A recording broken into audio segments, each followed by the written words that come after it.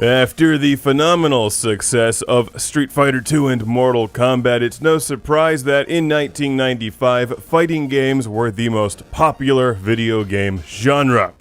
The year that this game was released, on the Game Boy from Rare and Nintendo, it's Killer Instinct.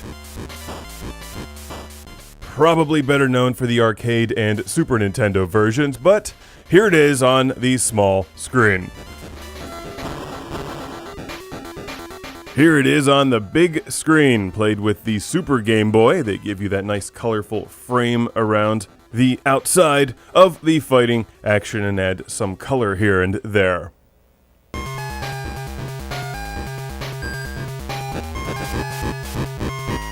Killer Instinct is about as good as fighting games get on the original Game Boy. With 2 buttons, a black and white screen, and tiny viewing area, this is what you get. A little tiny version of Killer Instinct, and it's been a long time since I played the N64 one at least, although that may have been a sequel. The original Killer Instinct is also on the Super Nintendo, and what's kind of funny is the work they put into the Game Boy version to make it play well on the Super Game Boy, because if you were going to do that, you probably should have just bought the Super Nintendo version of Killer Instinct to begin with. What jumps out at me about Killer Instinct on the Game Boy is the excellent music. It really sounds great. And I remember the series being pretty cool for having the health bar that depletes and then depletes again. See how it regenerated after I kicked Thunder's ass? So it's basically like you have 1 health bar. Glacius is the only character I can win any fights with, because he fights for the freedom of Antarctica or something, which really needs its freedom, because nobody wants to live there. You can't grow anything, and it's cold. Unlike some of the other fighting games, Killer Instinct, I think at least, gained popularity on the old school game consoles like Super Nintendo, more so than the arcade machines.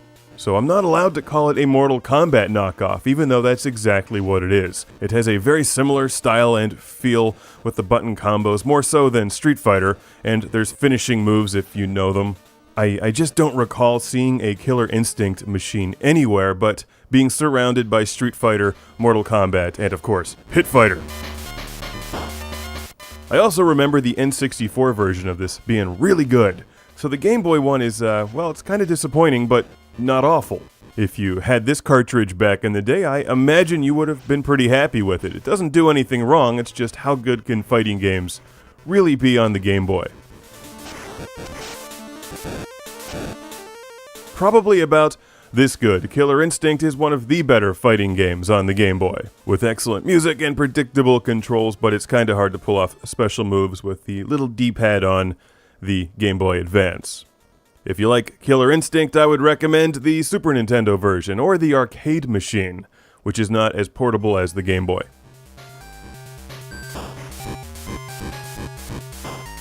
When Glacius fights Glacius, who fights for the honor of Antarctica? I fight for Antarctica, but I fight for Antarctica. I fight for the truth. I also fight for the truth. We're both in love with Chun-Li, but only if she moves to Antarctica. Killer Instinct was sent to the show by our friend Frank in California. And while it's a good Game Boy game, it's better on the Super Nintendo or the N64. Challenge a friend for the ultimate battle to defend Antarctica's honor. Thank you, Frank!